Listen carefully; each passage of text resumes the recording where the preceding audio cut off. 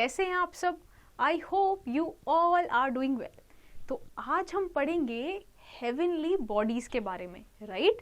अब ये heavenly bodies क्या होती है, ठीक है? अब आप एक बात बताओ, अपने आसपास जब आप अपने ऊपर स्काई में देखते हो तो आपको सन दिखाई देता है, मून दिखाई देता है, राइट? स्टार्स भी दिखाई देते हैं, क्लाउड्स दिखाई देते हैं हमें। ये सारी चीज़ें क्या हैं? ये सारी चीज़ें किस में आती है? हेवनली बॉडीज़ में आ जाती हैं, ठीक है? तो आज हम इन्हीं सब चीज़ों के बारे में पढ़ेंगे। हमने आज तक इनको केवल देखा है, ठीक है, बट ये क्यों एग्जिस्ट करती हैं, क्यों है यहाँ पे, है ना? आज हम देखेंगे इन सब चीज़ों के बारे में। तो we will know about in this chapter about sun, about the moon, about the stars, about the earth and the clouds. Okay, any natural object that we see in the sky such as sun, moon and stars are called heavenly bodies. Let us know more about them. तो जितनी भी चीज़ें जो naturally हमें कहाँ दिखाई देती है? स्काई में दिखाई देती है, जो नेचुरल ऑब्जेक्ट्स हैं, जैसे जो सन है ना, मून है, स्टार्स हैं, ये सारी क्या नेचुरल ऑब्जेक्ट्स हैं जो हमें स्काई में दिखाई देती है। हमने तो सन नहीं बनाया, हमने तो मून नहीं बनाया, राइट? अब हमें स्काई में और क्या नज़र आता है? हमें एरोप्लेन नज़र आता है कई बार, ठीक है, बट हम उसको हेवनली बॉडीज़ नहीं बोलेंगे। क्यों?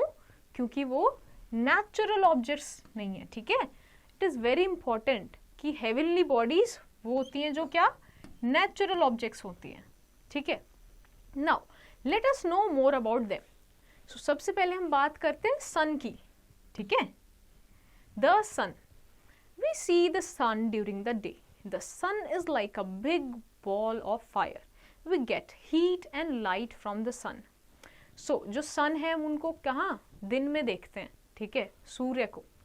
The sun is like a big ball. हमें इस तरीके से तो कभी सन नहीं दिखा, बट अगर हम टेलीस्कोप से या कभी यूट्यूब पे, है ना, ये सारी इमेजेस देखें तो हम वीडियोस देखें तो हम देख पाएंगे कि सन ऐसा दिखता है और वो बहुत ही बड़ा एक फायर की तरह, एक जैसे समझ लीजिए कि बॉल, आग की गोला, आग की बॉल है, ठीक है? तो हमसे सन, हमारी धरती से, अर्थ से सन बहुत बहुत बहुत दूर है, ठीक है? So the sun gives us heat and light. हमें सन से हीट मिलती है, लाइट मिलती है। It rises in the east and sets in the west. तो अगर हम अपने अर्थ के हिसाब से देखें, राइट, तो अर्थ में कहाँ हम देखते हैं कि जो हमारे ईस्ट है अर्थ का, वो वहाँ से सनराइज करता है और वेस्ट में सन क्या सेट हो जाता है। Morning, afternoon and evening and night are the different times of day depending upon the different states of the sun, right? तो देखो, एक दिन में आप देखते हो कि मॉर्निंग है, आफ्टरनून है, इवनिंग है, देन कम्स द नाइट, ठीक है? तो ये सारी चीज़ें, ये चारों जो समय हैं एक दिन में आप देखते हो, ये सारों समय किसकी वजह से बदल रहे हैं? ये मून, सन की पोजीशन की वजह से बदल रहे हैं। जब सन बिल्कुल राइज करता है तो हम मॉर्निंग बोलते हैं। जब सन बिल्कुल अर्थ के टॉप पे आ जाता है, बिल्कुल ऊपर, तो हम बोलते हैं कि आफ्टरनून हो गया। फिर वो जैसे जैसे ढलने लगता है तो हम बोलते हैं कि इवनिंग हो गई अब। और फिर जब बिल्कुल सन ढल जाता है तो हम क्या बोलते हैं? नाइट हो गई है, right? Now let's read about the moon. अब हम पढ़ते हैं मून के बारे में, ठीक है?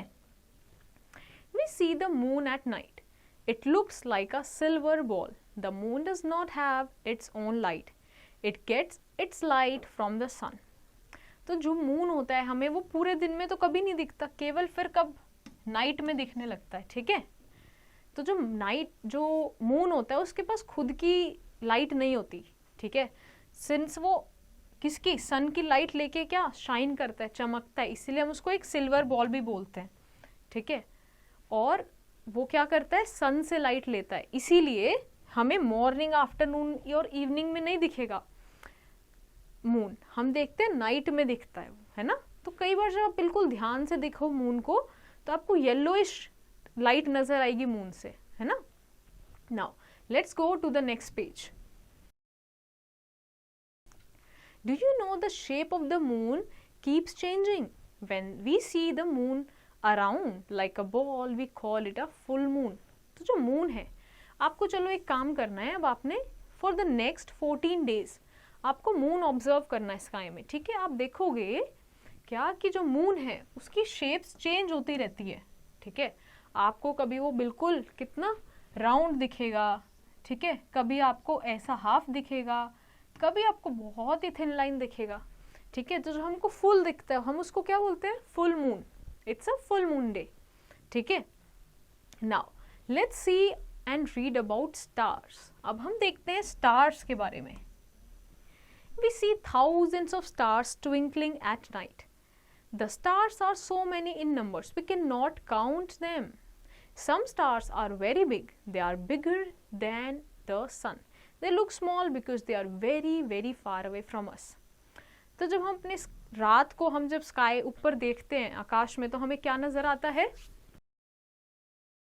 तारे। तारे नजर नहीं आते, तारे दिख होते हैं वहां पे, बट ड्यू टू पॉल्यूशन हमें आजकल नजर नहीं आ रहे ना। But there are thousands of twinkling stars at night, ठीक है। अगर लेट्स से पॉल्यूशन हटा दिया जाए, आप कहीं ऐसी जगह पे चले जाओ वहाँ बहुत कम पॉल्यूशन है, तो आपको सच में ऐसे स्टार्स बहुत ज़्यादा ट्विंकलिंग करते नजर आएंगे। वो इतने ज़्यादा होते हैं कि हम उन्हें काउंट नहीं कर सकते। और जो स्टार्स हैं वो बहुत बड़े होते हैं, इतने बड़े कि सन से भी बड़े होते हैं। बट क्या होता है कि वो हमसे इतनी दूर हैं, इतनी दूर है, तो हमें वो बिल्कुल डॉट की तरह नजर आते हैं, right. Isn't that interesting? Now let's read and move to the earth, right, जहाँ हम रहते हैं। So we live on the earth. The earth is smaller than the sun but it is bigger than the moon, ठीक है। अब अर्थ के ऊपर हम रहते हैं। अर्थ क्या है, सन से छोटी है बट मून से बड़ी है, ठीक है। तो अगर हम देखना चाहें तो हम ऐसे कह सकते हैं कि ये सन है, ये क्या है, अर्थ है, और ये मून है, ठीक है। ये इनका इस तरीके से हम इनका साइज समझ सकते हैं। It is shaped like an orange. It is made up of land, air, water and life. Mountains and plains make up the land of the earth. 3/4 part of the earth is covered with water. Oceans, rivers, lakes and seas are water bodies. तो देखो जो हमारी अर्थ है वो किसकी तरह बोली गई है, ऑरेंज की तरह, ठीक है। क्यों? क्योंकि वो थोड़ी ऐसे होती है, ठीक है, पूरी गोल नहीं होती, बीच में से हल्की सी यहाँ पे क्या होता है, हमें प्रेस दिखेगा, ठीक है। अब यहाँ पे बहुत सारे माउंटेन्स हम देखने को मिलता है, पानी देखने को मिलता है, लैंड है। तो जो हमारी अर्थ है वो कितना, 3/4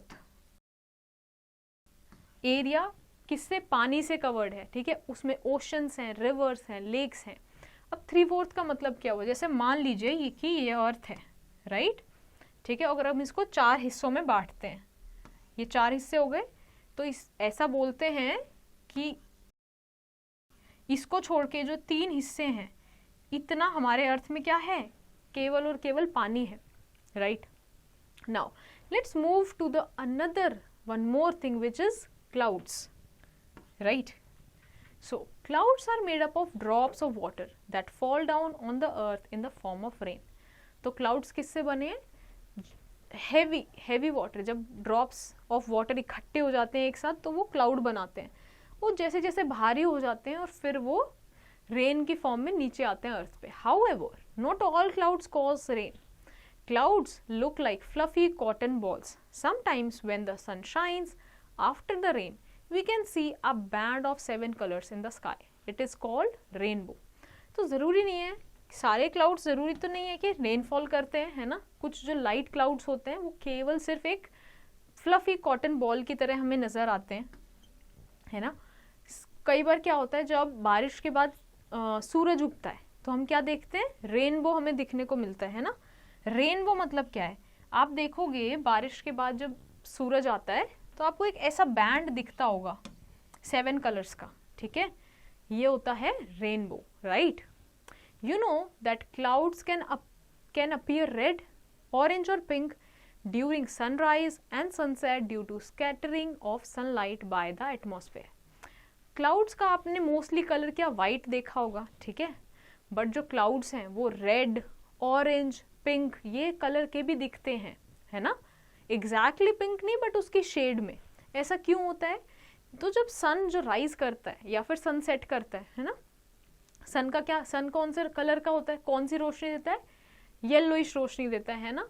उस हिसाब से जैसे जैसे वो सन राइज करता है, सन सेट करता है, तो स्कैटरिंग ऑफ लाइट होती है, लाइट अपने डिफरेंट उसमें स्कैटर करती है ना, जो उसके कलर्स होते हैं, इसकी वजह से हमें डिफरेंट टाइप ऑफ कलर्स नजर आते हैं क्लाउड्स में, राइट।